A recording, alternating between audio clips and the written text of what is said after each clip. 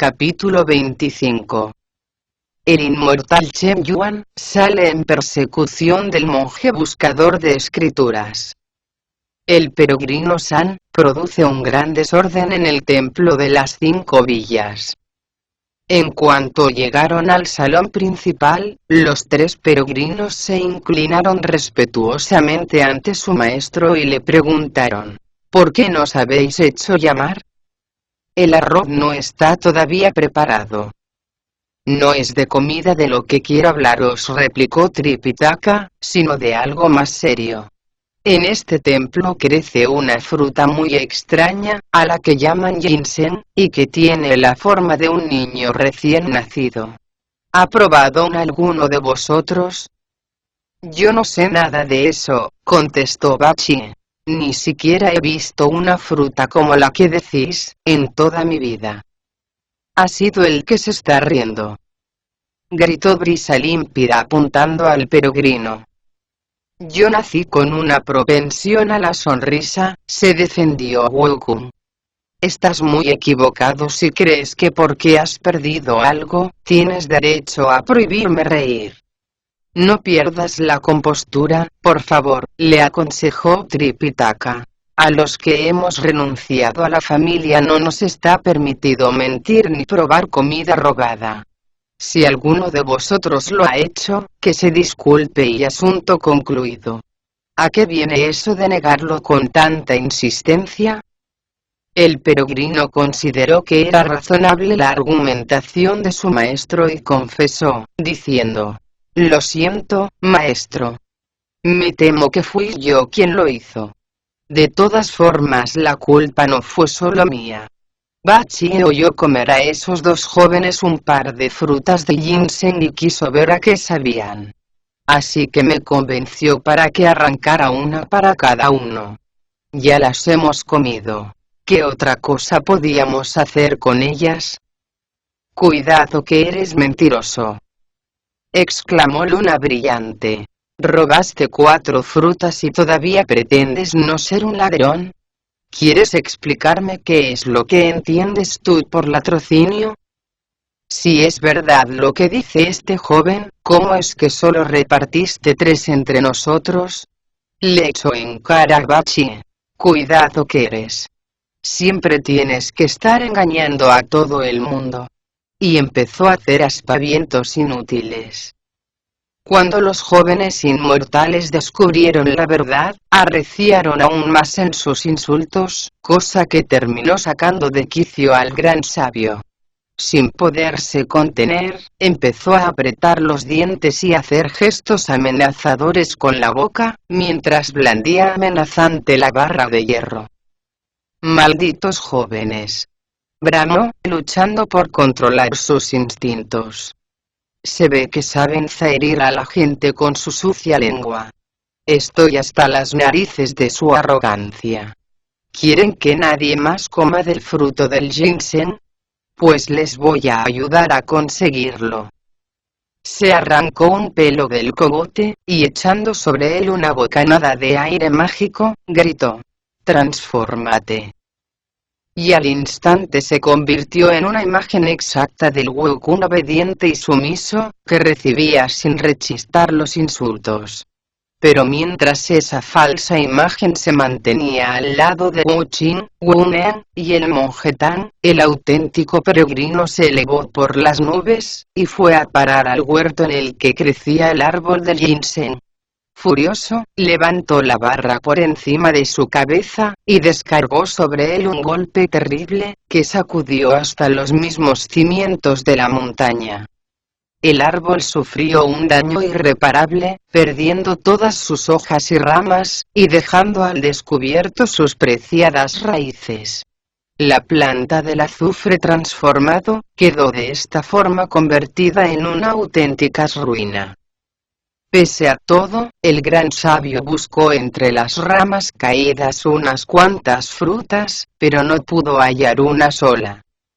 Así como los extremos de la barra no eran de oro, pues su cuerpo de hierro era uno de los elementos metálicos, el ginseng se desprendió por sí solo, y se diluyó en la tierra apenas hubo tocado el suelo. De ahí que resultaran inútiles los esfuerzos del peregrino. Mejor así, se dijo satisfecho. Ahora podremos seguir tranquilamente nuestro viaje. Se guardó en la oreja la barra de hierro, y regresó a la parte anterior de la casa. Allí sacudió el cuerpo, recuperando de esta forma el pelo que había perdido. Nadie se dio cuenta de lo que realmente había pasado, ya que todos ellos poseían ojos de carne. Estos monjes tienen una voluntad de acero, comentó asombrado Brisa Límpida, con luna brillante. Les hemos estado reprendiendo como si fueran vulgares polluelos, y no nos han replicado ni una sola vez. ¿Será verdad que ellos no han robado las frutas? El árbol ginseng es muy alto y su ramaje muy denso. Es posible que nos hayamos equivocado y que estemos regañando a quien no debemos. ¿Qué te parece si volvemos al huerto, e investigamos más detenidamente todo este asunto? Es lo menos que podemos hacer, replicó Luna Brillante, y los jóvenes inmortales se dirigieron al jardín de los frutales. Lo que vieron les llenó el alma de una profunda congoja. El árbol yacía en el suelo con las ramas partidas y las hojas desperdigadas. No se veía ni uno solo de sus frutos. Brisa Límpida estaba tan abatido, que sus piernas no pudieron seguir sosteniéndole, y cayó en tierra como planta tronchada. Luna Brillante, por su parte, se balanceaba como si fuera un borracho. Los dos estaban tan asustados, que no daban crédito a lo que veían. De tan singular momento tenemos un poema, que dice, en su vagar hacia el occidente, Tripitaka se topó con la montaña de la longevidad, donde Urukun derribó el árbol del azufre transformado. Todas sus ramas se quebraron, y sus hojas fueron pasto del poder dispersor de los vientos. Brisa Límpida y Luna Brillante quedaron horrorizados al ver arrancadas las raíces divinas. Los dos monjes taoístas se quedaron tumbados en el suelo, abatidos por la terrible desgracia que acababan de contemplar. Su lenguaje se tornó inconexo, y solo eran capaces de repetir una y otra vez: ¿qué vamos a hacer ahora? Ha desaparecido la raíz del templo de las 5 villas, y se ha secado la semilla que mantenía viva esta santa morada. ¿Qué vamos a decir a nuestro maestro cuando regrese? Deja de lamentarte como una plañidera, reconvino a Brisa Límpida Luna Brillante. Lo que debemos hacer ahora es no alertar a esos monjes desalmados. Por fuerza han tenido que ser ellos los autores de este destrozo. Yo me inclino por el de la cara peluda y el aspecto de Dios del trueno. Seguro que se ha servido de algún tipo de magia para llegarse hasta aquí sin ser visto, y destrozar nuestro tesoro. Es inútil que tratemos de arrancarle una confesión. Lo negará todo y eso nos llevará a una nueva discusión, que muy bien puede terminar en una lucha bastante desigual. Mal que nos pese, nosotros somos 2 y ellos 4. Lo mejor que podemos hacer, es tratar de engañarlo diciendo que no falta ninguna de las frutas, que todo fue un error de cálculo, y que por lo tanto les debemos una disculpa. Su arroz está ya casi a punto. Podemos ofrecerles unas cuantas viandas más, y cuando tengan los platos en las manos, cerramos las puertas de golpe y así no podrán escapar. Que nuestro maestro decida después lo que hay que hacer con ellos. Es muy posible que los perdone, teniendo en cuenta que el monje Tang y él fueron grandes amigos. Pero al menos nosotros quedaremos libres de toda responsabilidad, y nadie podrá echarnos en cara que no hemos hecho cuanto hemos podido. Tienes razón, asintió Brisa Límpida. Me temo que si no hacemos como dices, vamos a recibir una buena reprimenda. Se arreglaron las ropas lo mejor que pudieron, y regresaron con caras sonrientes al salón principal. Se llegaron hasta donde estaba el monje Tan, e inclinándose ante él, dijeron con ademán humilde: esperamos que no os haya ofendido nuestro lenguaje vulgar y rastrero. No debíamos haberlo empleado jamás. ¿A qué se debe este cambio en vuestra actitud?, preguntó sorprendido Tripitaka. A que hemos cometido una grave equivocación, respondió Brisa Límpida. No faltaba ninguna de nuestras preciadas frutas. Lo que pasó es que nos equivocamos al contar, porque el árbol que las produce es muy frondoso y hay que tener una vista muy aguda. Precisamente venimos de echar una nueva cuenta, que ha puesto de manifiesto lo infundado de nuestras acusaciones. ¡Qué impulsiva es la juventud!, exclamó Bachi. Siempre condena, sin averiguar antes lo que hay de verdad o mentira en el asunto. Es vergonzoso lanzar acusaciones sin fundamento contra personas inocentes. Espero que aprendáis la lección para la próxima vez. El peregrino comprendió sin embargo que estaban tratando de ganar tiempo, y aunque no dijo nada, pensó: ¿qué forma más descarada de mentir? ¿Cómo se atreverán a decir tonterías, cuando la verdad es que no quedó ni una sola fruta? A no ser, claro está, que ese árbol tenga poderes especiales, y haya recuperado su perdido esplendor antes de lo que esperaba. En ese caso, concluyó Tripitaka volviéndose hacia sus discípulos, traed el arroz. Reanudaremos el viaje en cuanto hayamos comido. Bachi fue a por la cazuela, mientras el bonzo se acercaba una mesa y unas sillas. Los dos jóvenes por su parte trajeron 7 u 8 platos más, entre los que se contaban berenjenas en vinagre, rábanos en salsa de vino, alubias verdes en aceite, raíces de loto en salazón, y platas secas de mostaza. También sacaron un puchero, con el té más fino que pueda imaginarse, y 2 tazas. Después se colocaron discretamente a cada lado de la puerta. En cuanto los 4 monjes cogieron las escudillas, abandonaron el salón a toda prisa, cerrándolo de un sonoro portazo. No contentos con eso, dieron 2 o 3 vueltas a la llave. ¡Qué tontos son esos jóvenes!, exclamó Bachi soltando la carcajada. ¿A qué viene eso de cerrar la puerta sin haber probado bocado? A no ser, claro está, que se trate de una costumbre de este lugar. Así es, se burló Luna Brillante. De aquí nadie sale, hasta que no haya llenado la panza. Malditos ladrones glotones, gritó a su vez Brisa Límpida. Robasteis nuestras frutas, y debéis pagar por vuestro atrevimiento. No os contentasteis con coméroslas, sino que encima tuvisteis que derribar el árbol sagrado y destrozar su raíz. Vais a recibir tal escarmiento, que si queréis ir al paraíso occidental a presentar vuestros respetos a Buda, tendréis que esperar a la próxima reencarnación para hacerlo. Al oír eso, Tripitaka dejó caer su escudilla de arroz, y se quedó sentado con los hombros caídos, como si sobre ellos descansara un peso insoportable. Los 2 jóvenes mientras tanto cerraron todas las puertas del monasterio. Solo cuando estuvieron seguros de que nadie podía escapar, regresaron al salón principal y empezaron a insultar una vez más a los monjes, llamándoles ladrones y bandidos. Así continuaron, hasta que el hambre terminó venciéndoles y se retiraron a llenar la barriga. ¿Ves lo que has conseguido?, regañó el monje Tan al peregrino.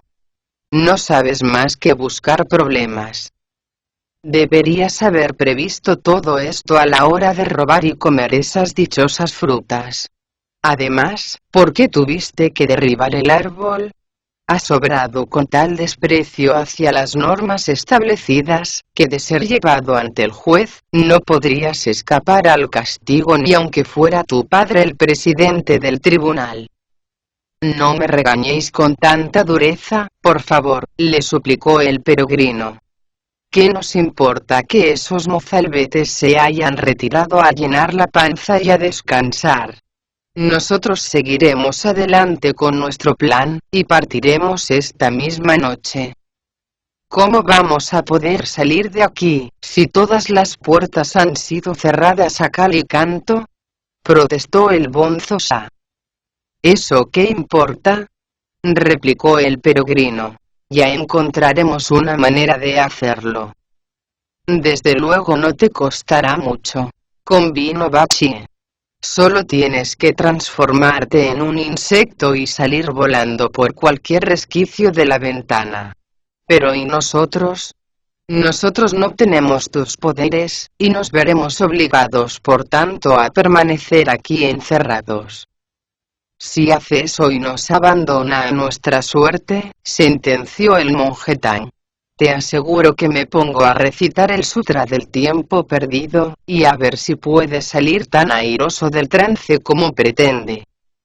¿Se puede saber de qué estáis hablando?, preguntó Bachie a punto de soltar la carcajada.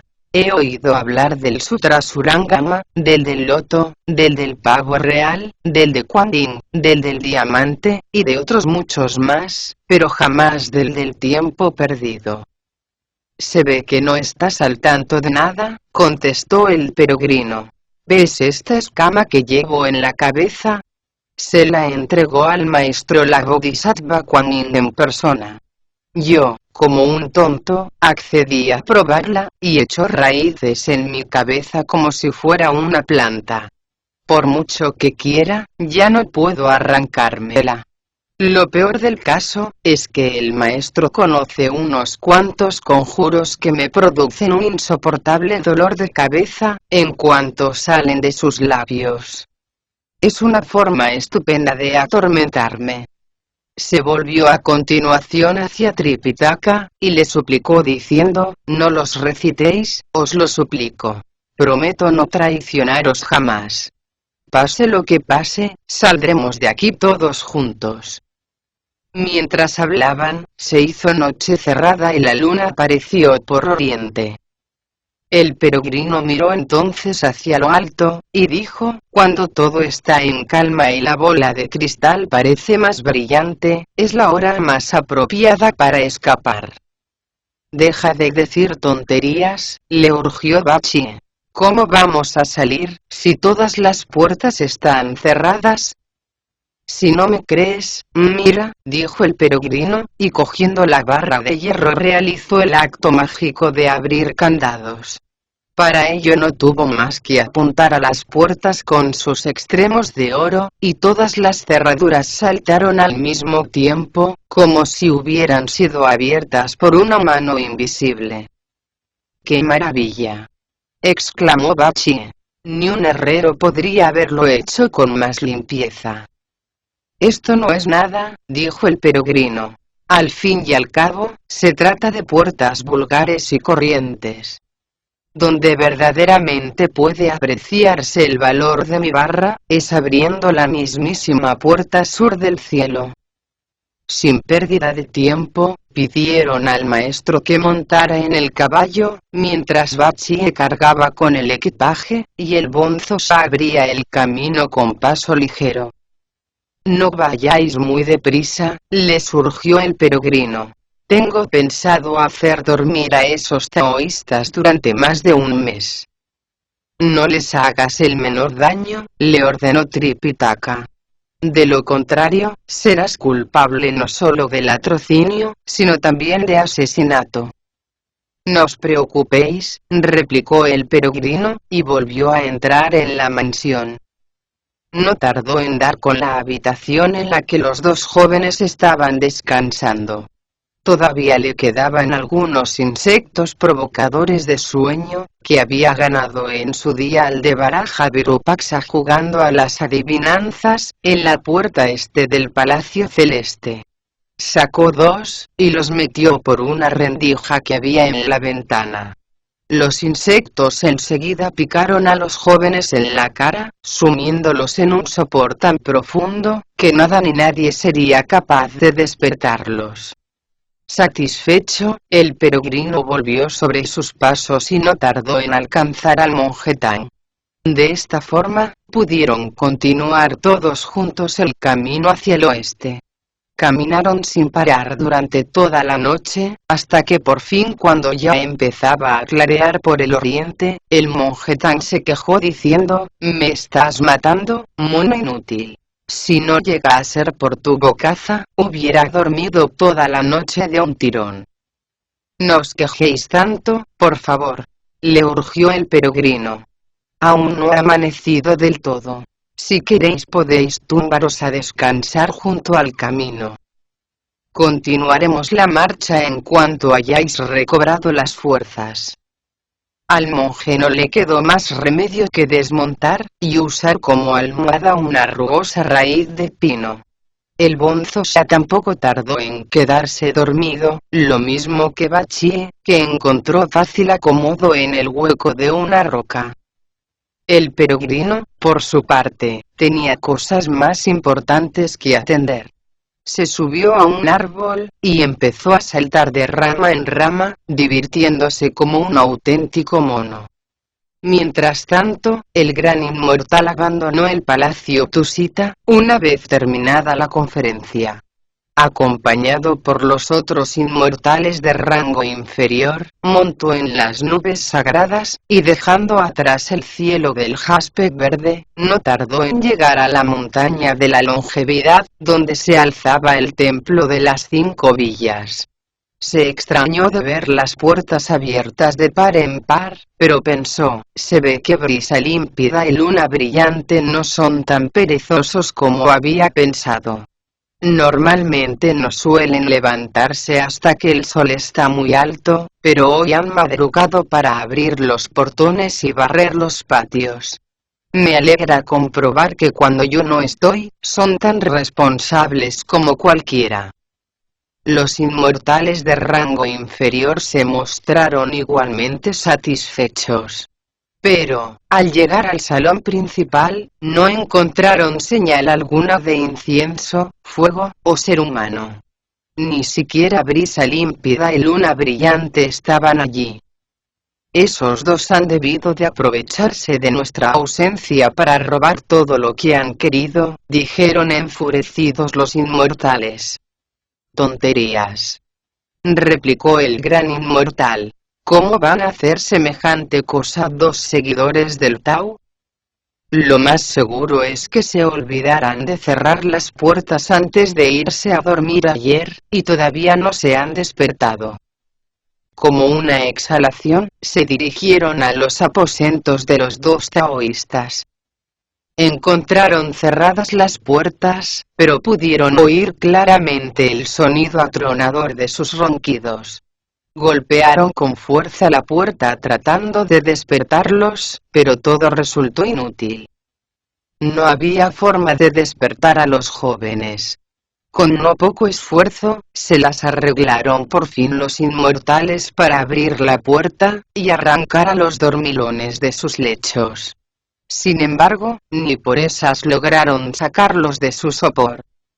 «Mis queridos muchachos», exclamó divertido el gran inmortal. «Quienes han alcanzado la inmortalidad, no deberían ser tan esclavos del sueño, ya que sus espíritus están libres de toda congoja. ¿Cómo es posible que estéis tan cansados?».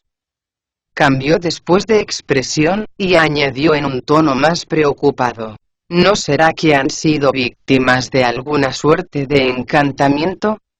Traedme inmediatamente un poco de agua».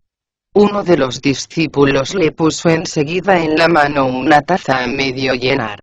El gran inmortal recitó un conjuro, y después escupió un líquido en el rostro de los 2 durmientes, expulsando así de sus cuerpos al demonio del sueño. Los muchachos no tardaron en despertarse. Tras abrir los ojos con no poca dificultad, y secarse la cara con las mangas, se mostraron muy sorprendidos de ver a su alrededor al señor, sosia de la tierra, y a los otros inmortales. Totalmente despertados, no se les ocurrió otra cosa que echarse rostro en tierra y decir, al tiempo que golpeaban una y otra vez el suelo con la frente: los monjes que vinieron del este, vuestros supuestos amigos, eran en realidad una banda de ladrones. Está bien, replicó el gran inmortal tratando de tranquilizarlos. Procurad calmaos, y contadnos lo sucedido. Al poco tiempo de marcharos, explicó Brisa Límpida, llegó procedente de las tierras del este, un tal monje Tang. Le acompañaban 3 discípulos, y venía montado en un caballo. Siguiendo vuestros deseos, arrancamos 2 frutos del ginseng, y se los dimos a comer. Pero él los rechazó, incapaz de ver en ellos el preciado tesoro que durante milenios ha guardado este templo. Se empeñó en que eran niños renacidos, y se negó de plano a probarlos. Así que no tuvimos más remedio que comérnoslos nosotros. Lo que menos pensábamos, es que uno de sus seguidores, un tal San Wukong, fuera a descubrir nuestro secreto, y a robar 4 de nuestras valiosas frutas. Cuando lo descubrimos, tratamos de hacerle entrar en razón, pero él se negó a escucharnos y, valiéndose de la magia de abandonar el cuerpo en espíritu, me es imposible seguir contando lo que pasó. Resulta tan penoso. Y los 2 se echaron a llorar, presas de una terrible angustia. ¿Es que os pegó ese monje que decís?, preguntaron sorprendidos otros inmortales. No, contestó Luna Brillante. Fue peor que eso. Derribó el árbol del ginseng. Extrañamente, al oír tan grave noticia, el gran inmortal no se mostró enfadado. Trató de consolar a sus discípulos diciendo, no lloréis más, por favor. Lo que no sabéis es que ese tipo del que habláis, es un inmortal de la gran monada. Es dueño de un extraordinario poder mágico, y en su tiempo causó un gran revuelo en los cielos. Ahora que nuestro árbol ha sido destruido, deseo que me digáis si podéis reconocer a esos monjes en cuanto los veáis. Por supuesto que sí, respondió Brisa Límpida. En ese caso, concluyó el gran inmortal, venid conmigo. Los demás podéis ir preparando los instrumentos de tortura. Los azotaremos en cuanto regrese. Los inmortales le obedecieron sin rechistar, mientras el gran inmortal, Brisa Límpida, y Luna Brillante, montaban en una nube y salían en persecución de Tripitaka. En un abrir y cerrar de ojos recorrieron 1000 kilómetros, pero no pudieron ver al monje Tang por ninguna parte. El gran inmortal miró entonces hacia el este, y comprobó que le habían dejado 900 kilómetros atrás. A pesar de galopar durante toda la noche sin parar, Tripitaka y los suyos solo habían logrado avanzar 120 kilómetros. El gran inmortal cambió la dirección de la nube, y regresó sobre sus pasos. Aquel que está tumbado debajo de un árbol es el monje Tang, exclamó muy excitado uno de los jóvenes. Ya lo veo, dijo el gran inmortal. Vosotros regresad a preparar las cuerdas. Yo solo me encargaré de capturarle. Brisa Límpida y Luna Brillante volvieron al templo, sin decir una sola palabra.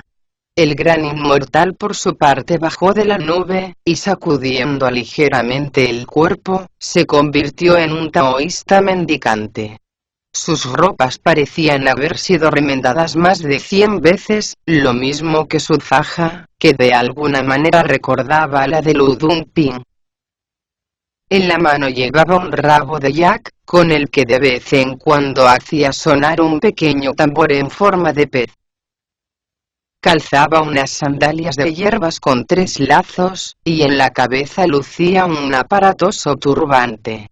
Sus amplias mangas se movían libremente al compás del viento. Canturreando una canción sobre luna nueva, se llegó hasta donde estaba el monje Tan, y le dijo en voz alta: este pobre taoísta os saluda, levantando respetuosamente las manos.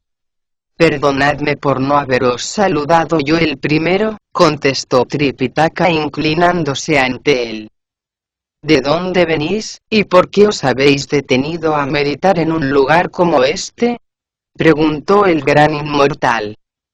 Procedo de la tierra de los Tan, y me dirijo al paraíso occidental, en busca de las escrituras sagradas, respondió Tripitaka. Si lo que decís es verdad, exclamó el gran inmortal fingiendo sorpresa, por fuerza habéis tenido que pasar por la montaña en la que habito. ¿Qué montaña es esa de la que habláis?, inquirió Tripitaka.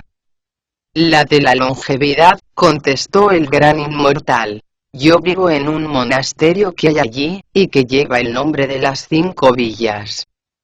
No, estáis equivocado, dijo el peregrino en cuanto lo oyó. No hemos pasado por allí. Hemos seguido de hecho otra ruta. Maldito mono, exclamó el gran inmortal señalándole acusadamente con un dedo. ¿A quién estás tratando de engañar? ¿Crees que no sé que fuiste tú el que derribó el árbol del ginseng y después aprovechó la oscuridad de la noche para escapar? ¿Por qué tratas de negarlo? Lo que tienes que hacer es traerme inmediatamente otro árbol. El peregrino se puso furioso al oír tales razones, y echó mano de la barra de hierro. Sin mediar una sola palabra con el gran inmortal, descargó sobre su cabeza un golpe terrible. Afortunadamente el taoísta lo esquivó a tiempo, haciéndose a un lado y elevándose por los aires. El peregrino montó en una nube y salió en su persecución, pero el gran inmortal recobró su forma habitual y le hizo frente. En la cabeza lucía un bonete de oro rojizo, que resaltaba la sencillez de su túnica adornada con plumas de garza. Llevaba ceñida la cintura con una faja de seda, cuyo color contrastaba con el de los zapatos que calzaban sus pies. Su cuerpo poseía la flexibilidad del de un muchacho, y su rostro podría muy bien confundirse con el de una doncella, de no ser por su barba y sus llamativos bigotes. Unas cuantas plumas de cuervo adornaban su cabello. Lo más llamativo, sin embargo, es que hizo frente al peregrino sin valerse de arma alguna, excepción hecha de su abanico de cerdas de yak con el mango de jade, que blandía amenazador en sus manos. El peregrino descargó sobre él una andanada de golpes, pero el gran inmortal los fue esquivando uno tras otro con singular pericia. Después de 2 o 3 encuentros el taoísta recurrió al poder de su magia prodigiosa. Se encaramó en lo alto de una nube y, volviéndose cara al viento, abrió cuanto pudo una de las mangas. Era tan larga, que llegó hasta el suelo, y con un movimiento circular que recordaba al de un criado barriendo, envolvió a los 4 monjes y al caballo. ¡Qué horror!, exclamó Bachie desconcertado. Estamos en el interior de una bolsa de ropa. Cuidado que eres idiota, le regañó el peregrino. Esto no es más que una manga. En ese caso no nos será muy difícil salir de aquí, afirmó Bachie. Si quieres, puedo hacer un agujero con el tridente en esta tela. Después solo tendremos que decir que fue incapaz de custodiarnos con el cuidado que de él se esperaba. Te aseguro que será el hazmerreír de todo el mundo. Ni corto ni perezoso, el idiota comenzó a agujerear el tejido con el tridente, pero no logró hacerle mella alguna. A pesar de tratarse de un material muy suave al tacto, era en realidad más duro que el acero del que estaba hecho el tridente. El gran inmortal había mientras tanto dado la vuelta a la nube, e iniciado el camino de regreso. En cuanto llegó al templo de las 5 villas, se sentó en el salón principal, y fue sacando a los peregrinos uno por uno, como si fueran vulgares marionetas. El primero en salir fue el monje Tan, que no tardó en ser atado a una de las grandes columnas del salón. Idéntica suerte siguieron sus 3 discípulos. El caballo fue conducido a un patio interior, donde se le ofreció un poco de heno, mientras el equipaje era arrojado a uno de los corredores. Estos que veis aquí, dijo el gran inmortal a sus seguidores, son monjes, personas que han renunciado a una familia por seguir las sendas de la verdad. No deben ser pues sometidos a la acción de hachas, lanzas o espadas. Sin embargo, han destruido nuestro árbol de ginseng, y merecen un castigo ejemplar. Traedme el látigo, que pienso destrozarles las espaldas, para que aprendan a respetar los bienes ajenos. Los inmortales obedecieron sin rechistar. El látigo que pusieron en sus manos, no era de piel de vaca, ni de oveja, ni de carabao, sino que estaba hecho con 7 correas de piel de dragón.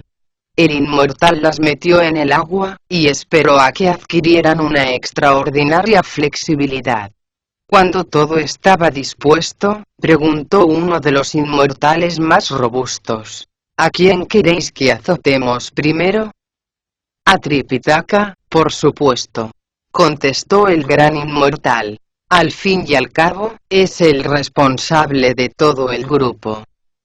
El maestro no podrá resistir semejante castigo, se dijo alarmado el peregrino.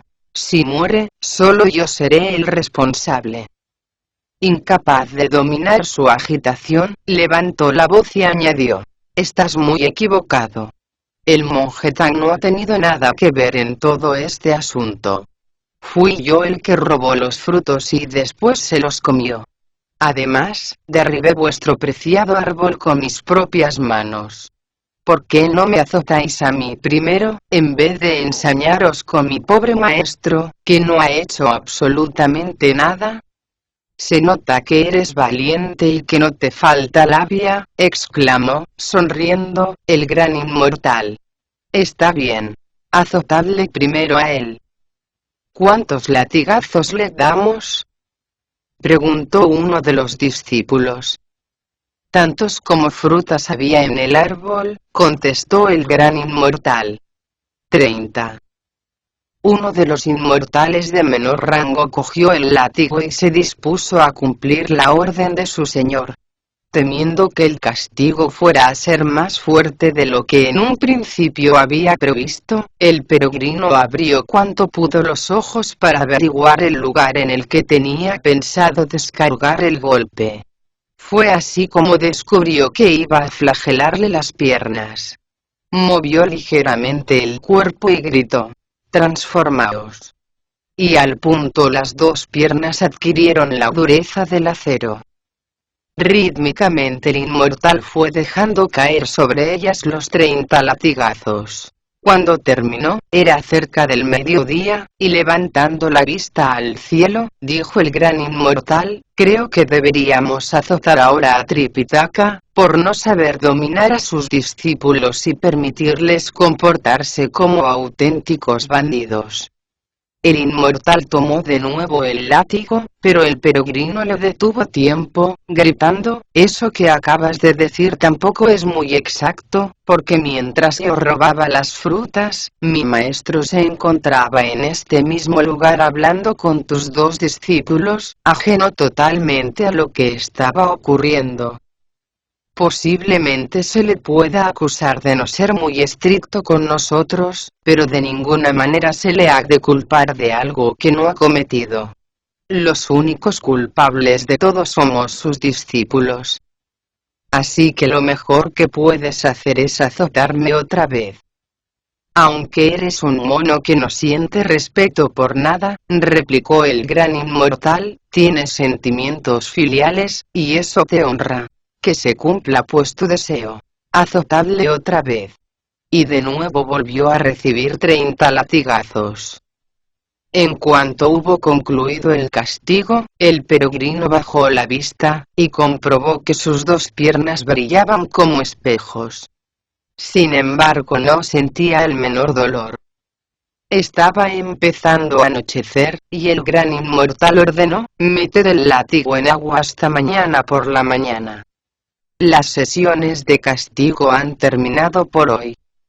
Los inmortales así lo hicieron. En cuanto hubieron terminado la colación vespertina, se retiraron a sus aposentos a descansar. El monje Tripitaka cayó entonces presa de la angustia, y con los ojos anegados en lágrimas, se quejó amargamente a sus discípulos de su suerte diciendo: siempre pasa lo mismo, vosotros quebrantáis la ley, y después tengo yo que pagar las consecuencias. ¿Se puede saber cuándo vais a dejar de meterme en líos? Dejad de lamentaros de una vez, le urgió el peregrino. Al fin y al cabo, hasta ahora solo me han azotado a mí. No sé a qué viene tanta queja. Está bien, reconoció el monje Tang. Te has sacrificado 2 veces por mí. Pero esta cuerda me está destrozando las muñecas. Deberíais pensar que no sois el único que sufre, le echó en cara el Bonzo Sa. Todos estamos en la misma situación. Dejad de discutir como mujerzuelas, les instó el peregrino. Dentro de muy poco estaremos en camino de nuevo. Cuidado que te gusta fanfarronear, exclamó Bachie.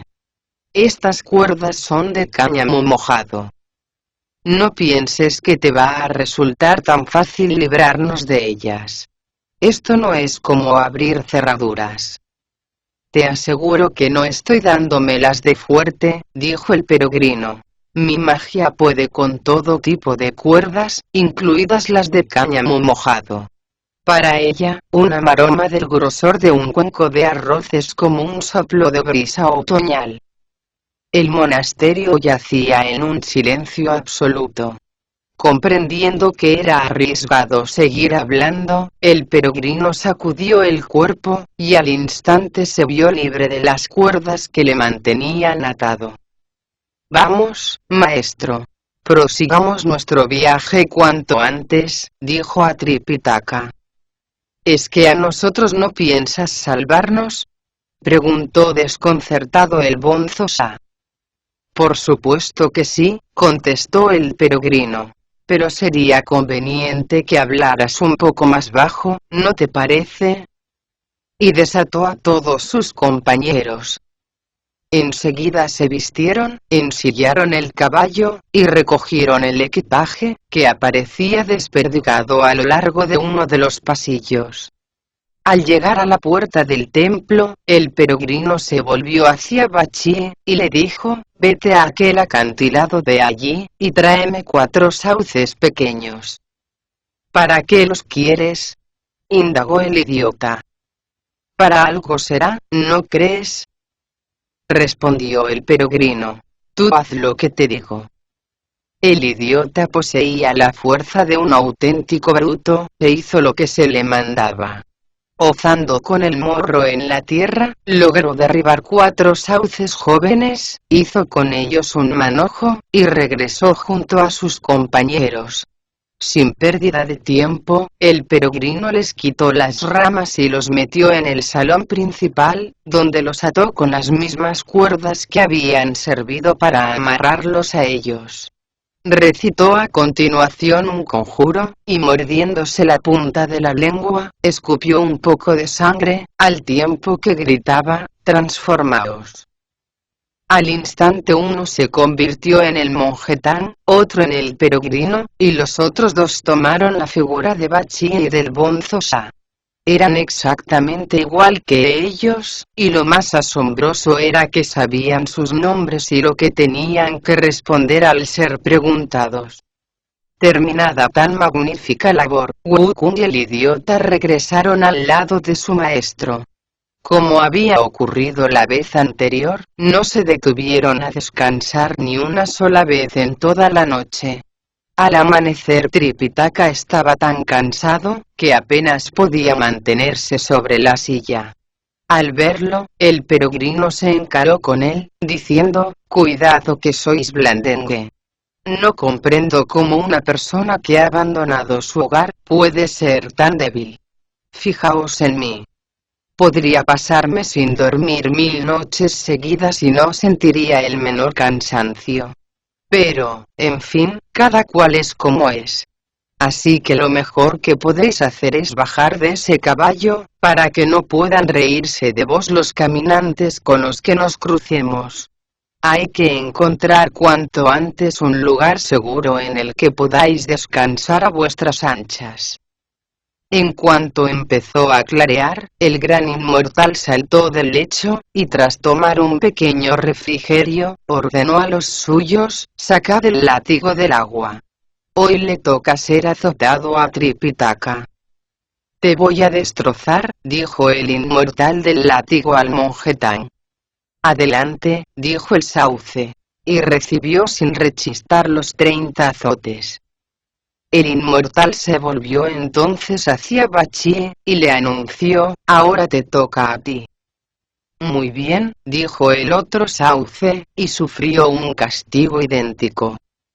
Lo mismo le ocurrió al árbol que representaba al Bonzo Sa, pero cuando le llegó el turno al que encarnaba al peregrino, el auténtico Okun dio un grito de dolor y exclamó, «Algo no va bien». «¿Qué quieres decir?», preguntó Tripitaka intrigado. «Que al transformar los sauces en nosotros mismos, pensé que no me iban a volver a azotar, y no me protegí con un conjuro adecuado. Eso quiere decir que ahora siento en mi carne los golpes que están dando a la madera. De ahí que no pueda estarme quieto. Tengo que detener inmediatamente la acción de la magia». Y recitó una fórmula para poner fin al hechizo. Al ver la transformación experimentada por los reos, los taoístas se pusieron a temblar de miedo. El que estaba ejecutando el castigo arrojó el látigo, y corrió a informar a su maestro diciendo, «Os juro, señor, que empecé azotando al monje Tang. Pero ahora, tanto él como los otros se han convertido en troncos de sauce». «Eso es obra del peregrino San», exclamó el gran inmortal riendo con amargura. «¡Qué mono más extraordinario! Había oído decir que cuando se rebeló contra el cielo, se escapó incluso de las redes cósmicas, pero jamás lo creí. Ahora he de admitir que esos rumores eran totalmente ciertos. Nadie puede escapar así como así a mi poder. Ha sido muy ingenioso eso de hacer pasar unos sauces por personas, pero no por eso va a quedar sin castigo semejante atrevimiento. Ahora mismo voy a salir en su persecución». No había acabado de decirlo, cuando se elevó por encima de las nubes de un salto. Miró con fijeza hacia el oeste, y no tardó en ver a los 4 monjes fugitivos. Uno de ellos iba a caballo, mientras los demás cargaban con el equipaje. El gran inmortal se lanzó como un águila sobre ellos, al tiempo que gritaba, «¿A dónde crees que vas, peregrino San? Devuélveme inmediatamente el árbol de ginseng». «Estamos perdidos», exclamó Bachie. «Otra vez tenemos encima a nuestro enemigo». «De momento olvidémonos de la palabra amabilidad», sugirió el peregrino. «Me temo que para acabar con este monstruo y continuar tranquilamente nuestro camino, tendremos que emplear un poco de paciencia». Al oírlo, el monje Tang se puso a temblar, incapaz por completo de articular palabra alguna. Por su parte, el Bonzo Sa echó mano del báculo, y lo mismo hicieron Bachie con el tridente, y el peregrino con la barra de hierro. Como un solo hombre, se elevaron por los aires, y rodeando al gran inmortal, empezaron a descargar sobre él furibundos golpes. De la batalla que entonces dio comienzo, existe un poema que dice, «Wu Kun no conocía al inmortal Chen Yuan, el escurridizo y poderoso señor, sosia de la tierra. Sobre él descargaron su potencia las 3 armas de origen divino, pero sus golpes resultaron impotentes contra el rabo de Jack. Con extraordinaria facilidad, cubrió los 5 puntos cardinales, y el ímpetu de los guerreros chocó infructuosamente contra él. La noche se había esfumado, amaneció un nuevo día, y los peregrinos continuaban sin poder escapar.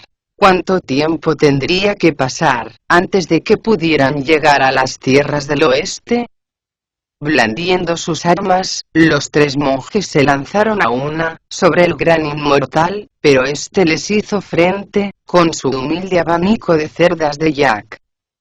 Cuando llevaban luchando aproximadamente media hora, el taoísta volvió a abrir la manga, y una vez más capturó a los 4 monjes, junto con su equipaje y el caballo. A continuación dio la vuelta a la nube, y regresó a su monasterio, donde fue recibido por los otros inmortales. Sin pérdida de tiempo, se sentó en el salón principal y empezó a sacar a sus prisioneros, uno a uno. Esta vez el monje Tang fue atado a un pequeño huay que había en el patio, mientras el Bonzo Sa y Bachie fueron encadenados a otros 2 árboles que crecían a su lado. El peregrino por su parte fue dejado a su aire en el suelo, aunque fuertemente amarrado. Me figuro que piensan interrogarme a mí primero, pensó el peregrino. Pero en cuanto terminaron de atar a todos, los inmortales sacaron 10 grandes piezas de tela, y eso hizo soltar la carcajada al peregrino al tiempo que decía, por lo que se ve, Bachie, este tipo tiene la intención de hacernos unos cuantos trajes. Podríamos aprovechar la ocasión y pedirle que de paso nos confeccione unas cuantas túnicas de monje. El gran inmortal no prestó atención a sus palabras. Cuando todas las piezas de tela estuvieron listas, se volvió hacia sus subordinados y les ordenó: ahora envolved en ellas a Tripitaka Tang, a Chu Bachie, y al Bonzo Sa. Los inmortales cumplieron sin dilación sus órdenes. Fantástico, exclamó el peregrino en el mismo tono irónico de antes. No hay cosa que más nos atraiga, que ser enterrados vivos. Los taoístas trajeron entonces un bidón de laca que habían fabricado ellos mismos, y siguiendo las instrucciones del gran inmortal, cubrieron totalmente con ella a los peregrinos. Solo la cara les dejaron al descubierto. Está muy bien que no nos hayáis tocado la cabeza, dijo Bachie. Pero, ¿os importaría hacernos un agujero en la parte de abajo, para poder aliviarnos cuando nos venga en gana? Sin prestar la menor atención a semejante salida, el gran inmortal ordenó traer una sartén enorme. ¡Qué suerte, Bachie!, gritó el peregrino riendo. Según parece, tienen pensado darnos de comer.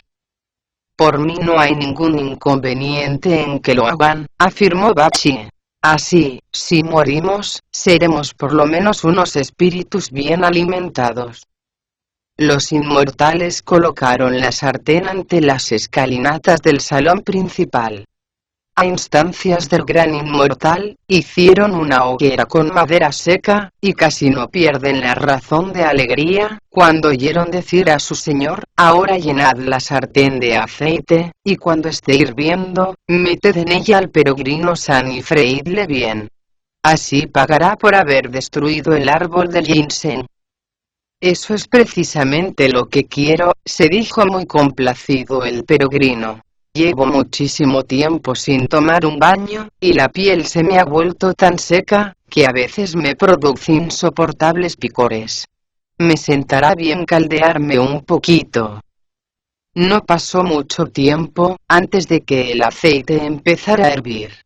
El sabio tomó no obstante sus precauciones.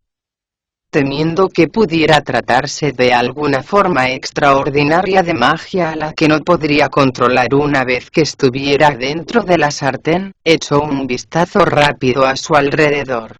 Al este vio un pequeño promontorio con un reloj de sol, mientras que en el oeste se levantaba un artístico león de piedra. De un salto se llegó hasta él, se mordió la punta de la lengua, y le escupió encima la sangre diciendo, «Transfórmate». Al instante se convirtió en su propia imagen. No le faltaba ni un solo detalle, incluidas las cadenas y su mirada de fuego. Satisfecho de tan espléndida obra, el auténtico peregrino se elevó por los aires, y se puso a contemplar lo que hacían los taoístas. Justamente en ese momento, uno de los inmortales se llegó hasta donde estaba su señor, y le informó diciendo, «El aceite está ya listo». En ese caso, concluyó el gran inmortal, coged al peregrino San y metedle dentro. 4 de los jóvenes se dispusieron enseguida a cumplir la orden, pero para su asombro, ni siquiera pudieron levantarle del sitio. Enseguida se les unieron 8 más. Sin embargo, el resultado fue idéntico. Desconcertados, solicitaron la ayuda de otros 4 compañeros. Todo fue inútil. No lograron moverle ni un solo milímetro. «Se ve que a este mono le gusta demasiado la tierra», comentó uno de los inmortales.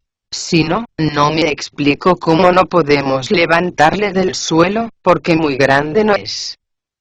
Tuvieron que venir 4 más, para conseguir a duras penas hacerse con él y lanzarle a la sartén. Su peso era tan enorme, que el aceite saltó en todas las direcciones, quemando a los taoístas y produciéndoles horrorosas ampollas en la cara. Sin embargo, su atención se vio atraída por los gritos del que estaba atizando el fuego. «La sartén gotea», decía desesperado. «Está perdiendo aceite por todas partes». Era verdad. No había acabado de decirlo, cuando quedó completamente vacía. Fue así como descubrieron que lo que la había llenado de agujeros, era un pesado león de piedra. «¡Maldito mono!», exclamó el gran inmortal enfurecido.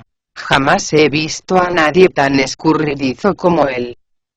¿Cómo es posible que se haya escapado delante de mis propias narices? Además, ¿por qué ha tenido que destrozar mi sartén?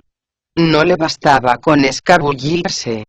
He de reconocer que no hay manera de echarle mano, porque cuando uno cree que lo ha conseguido, lo más seguro es que esté agarrando una sombra.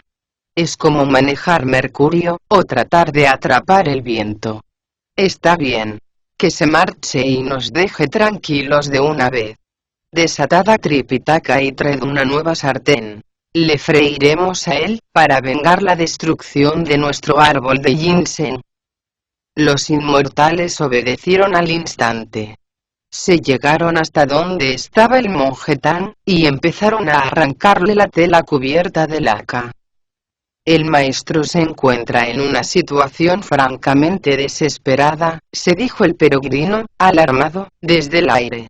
«Si le meten en esa sartén, el primer hervor le matará, el segundo le churruscará, y el tercero y el cuarto le convertirán en un trozo de carne totalmente irreconocible.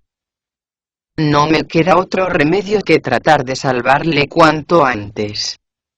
A toda prisa bajó de la nube, y se dirigió al salón principal. «Dejad en paz a mi maestro», gritó poniéndose en jarras. «Si estáis decididos a freír a alguien, ¿por qué no me metéis a mí en la sartén?» «Maldito mono», exclamó sorprendido el gran inmortal. «¿Cómo te atreves a mostrarte tan insolente, después de haber arruinado mi otra sartén?» «Has tenido la mala suerte de toparte conmigo», respondió el peregrino soltando la carcajada. «Además, ¿a qué viene eso de echarme la culpa de todo? Justamente cuando estaba a punto de disfrutar de tu oleaginosa hospitalidad, me entraron ganas de mear. Temí que, de hacerlo en tu sartén, podría estropear el aceite y que después no serviría para cocinar. Por eso decidí escabullirme delante de tus propias narices. Pero ahora, que ya he hecho mis necesidades, no existe ese peligro y estoy dispuesto a zambullirme con mucho gusto en tu preciada sartén. ¿A qué viene eso de querer freír a mi maestro? Freídme a mí, y ya está. El gran inmortal soltó una risotada amenazadora y abandonó el salón, dispuesto a echarle mano al peregrino. No sabemos qué tenía pensado decirle, o si el peregrino se las arregló para escapar de nuevo. El que desee averiguarlo, tendrá que escuchar las explicaciones que se ofrecen en el capítulo siguiente.